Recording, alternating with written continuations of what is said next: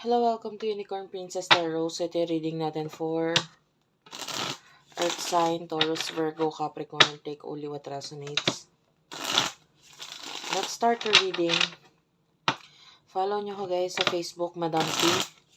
TikTok namin, Unicorn Princess Tarot or Unipri. Yung Unipri, yun yung pinaka-TikTok shop. Anyway, let's start what we have here for Earth sign, Taurus, Virgo, and Capricorn. You do have your Four of Wands and the Three of Pentacles. Wow. Unang cards pa lang guys. Actually, this is a good sign. Nagpapakita ito ng stability no? Para sa'yo. May growth. May growth. Three of Pentacles is here. Ayan. Nakita tayo dito ng more grounded energy at the same time, no? For those of you, mas stable ito. Three of Pentacles. May nakikita tayong growth. I can see you putting some kind of wall. So, ano yung wall na yon? Yung wall is harang, no, na ginagamit for you to have some kind of, parang privacy. So, yung iba sa inyo, pwedeng natutunan mo kung sino yung mga taong dapat mong pagkatiwalaan na nakakatulong sa'yo para ikaw ay magkaroon ng growth sa buhay mo. Ten of Swords, kung meron mang mga nag-e-end dito, maybe it has something to do with your family. Eight of Wands at saka Ten of Cups at the bottom of the deck. Or maybe may nag-e-end regarding sa part ng family mo, not necessarily sa'yo. Maybe they're, changing a job or maybe paglipat ng bahay o a lot of endings na may kinalaman sa family or it could be anything actually. Pwedeng anumang klaseng ending na may kinalaman sa family.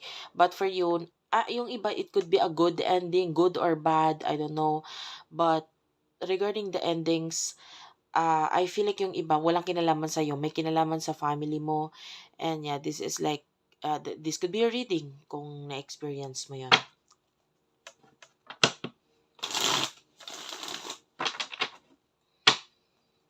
Person nakakonect mo.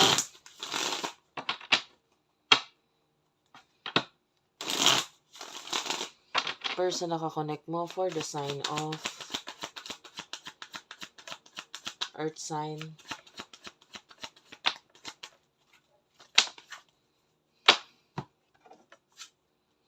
You do have the Ace of Cups. This person really do love you a lot. Mahal ka nitong taong to. A lot of love. A lot of love. Hindi lang siya basta love na mahal kita. Mahal kita.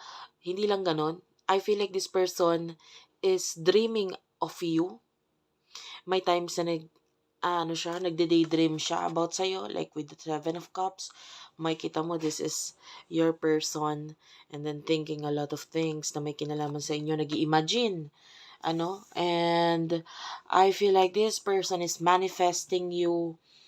And yung iba sa inyo, this person could be someone na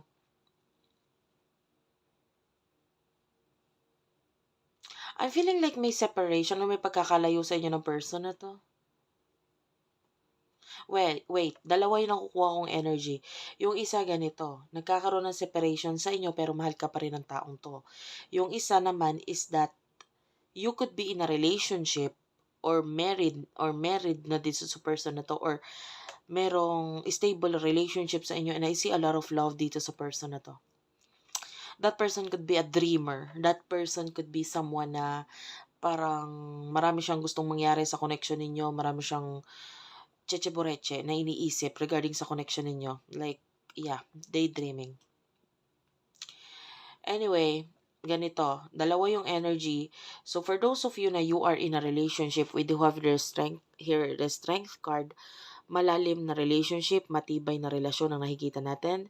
For those of you who are dealing with past, kasi may past energy I can see a lot of love dito sa taong to.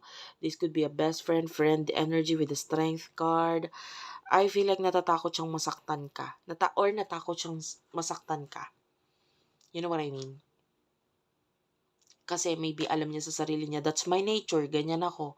So, natakot siyang mag-take ng risk sa relationship, sa connection na ito because natakot siyang masaktan ka niya.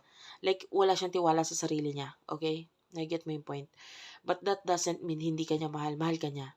It's just that kilala niya yung sarili niya. Okay? So, sana nakakuha mo yung kung saan kayo doon. And, yeah. Take only what resonates.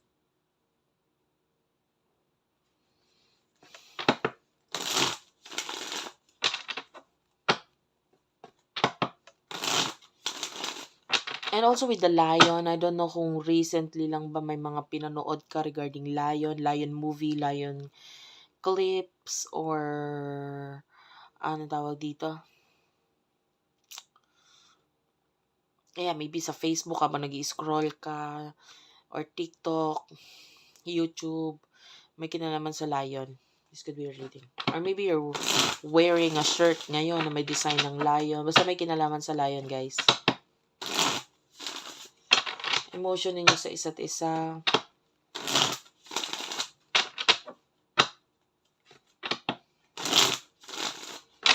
Emotion ninyo sa isa't isa ng person na ito. You do have the Eight of Pentacles.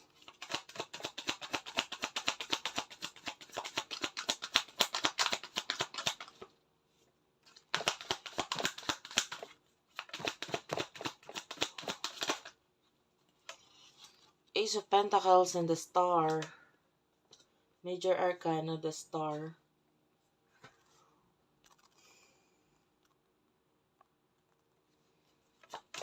Kunin na rin natin yung sa side niya.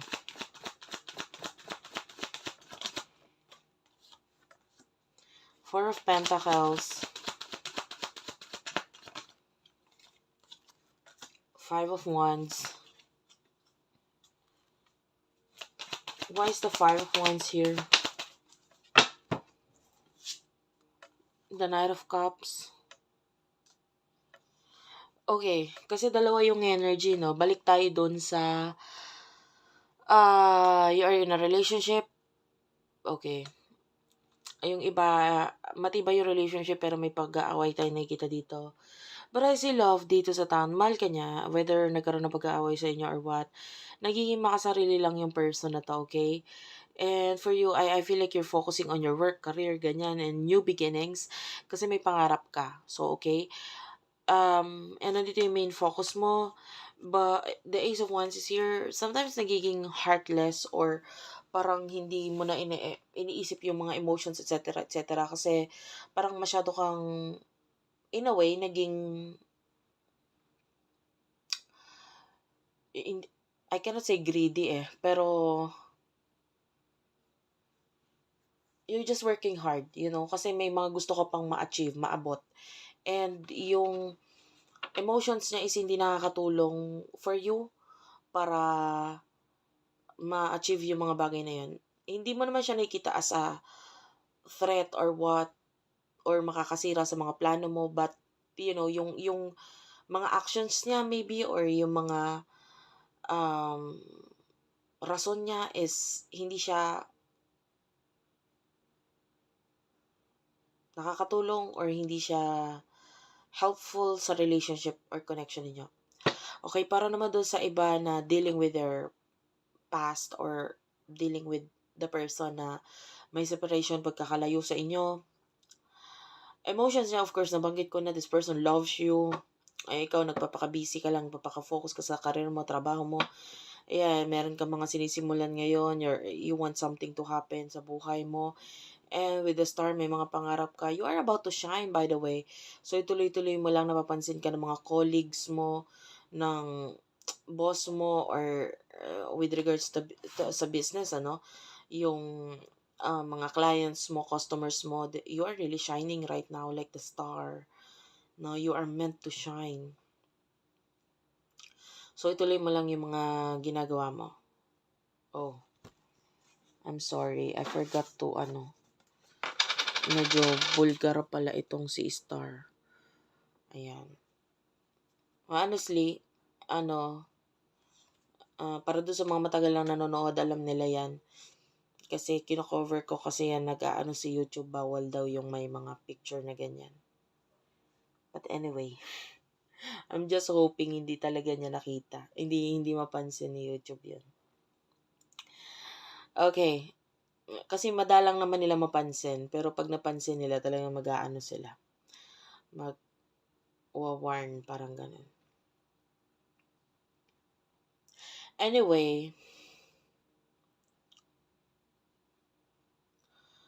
yung for those of you dealing with someone na malayo, I still see the love there. Pero tagong-tago ha, Four of Pentacles, nakakaramdam ako dito ng tagong-tagong energy. And with the Five of Wands, pwede kasing itong pagmula ng away or pagkakagulo. But I see love here.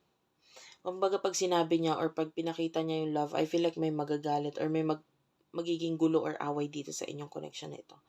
Ba't mahal ka niya?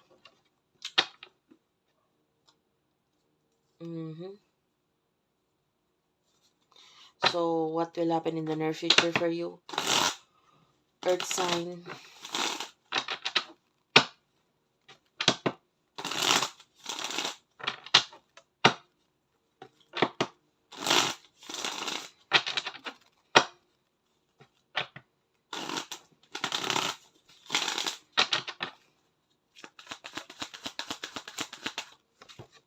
In the near future, you do have the Six of Swords and the King of Wands. Whatever you deal in the past, I feel like kinakalimutan mo na yon or you're moving on, focusing sa iyong, gano'n pa rin, focus sa business, career.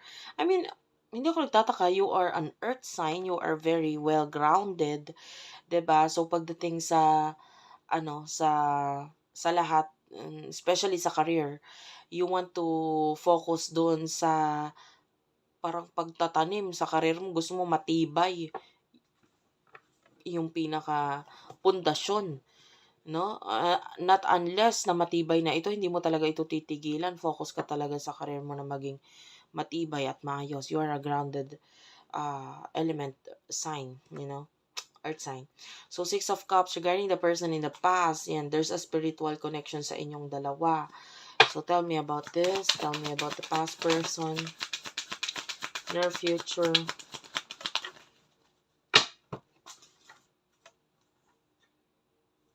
There's a decision na parang kailangan gawin or dapat gawin regarding dito. Hindi ko mapakita pa yung picture. Wait lang, hanap ako ng pang-cover.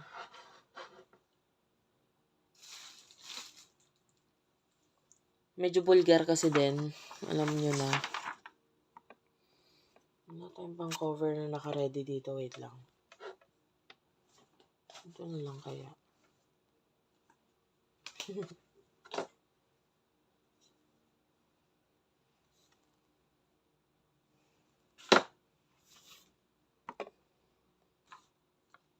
Ayan. So, nakakita ko na pang-cover pero ano siya. Papel lang. Ayan. So, medyo vulgar kasi. Kaya hindi ko siya mailapag sa harapan ng camera. So, you over the Lovers, the Two of Swords, and the Five of Pentacles. I feel like there's a decision na kailangan gawin regarding some kind of partnership, relationship. I feel like hindi sa'yo to. It could be someone nakakonect niya. And parang may mga decision siyang kailangan gawin dito. Like, honestly, with the Five of Pentacles, it's a decision wherein magbibigay sa kanya ng big change and pwede may mga bagay na mawala sa kanya right after the decision. No, kung yun yung magiging decision niya to, maybe end the relationship, the connection, pwedeng ganyan. Pero hindi siya kasi sigurado dito the Four of Cups. Kasi with the Death card, ayan parang gusto niya ng ending. Death card is an ending card, but parang with the Temperance, wait lang. Meron pa siya mga hinihintay and hindi niya alam kung anong kakalabasan or anong mangyari after nito. So, not sure masyado doon sa ending na yon. Anyway, ano yung near future for you, for those of you na magkarelasyon?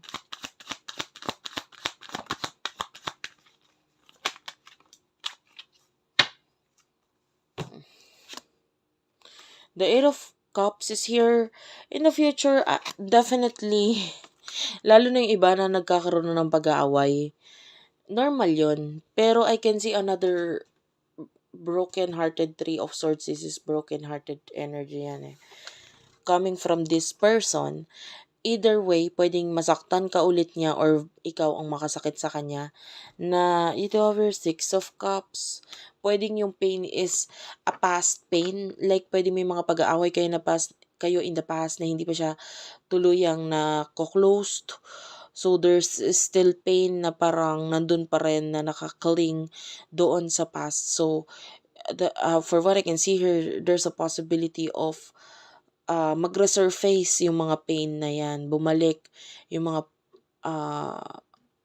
sakit na yan na pwedeng may kinalaman dito sa mga away or hindi ninyo pagkakaintindihan in the past. So, be mindful, be careful, ganyan. Pwedeng masaktan mo ulit yung person na to kasi sabi ko nga it could be you or vice versa. Pwedeng ikaw ang masaktan. Kung ano man yung mga unfinished business ninyo sa past or hindi nyo pa, umaga na doon pa rin yung pain, itry nyo as much as possible na, of course, pag-usapan, ayusin, at magkaroon ng closure or, you know, madali naman yan kung willing ang bawat isa na makipag-communicate. Okay? Thank you for watching. I love you all and bye-bye.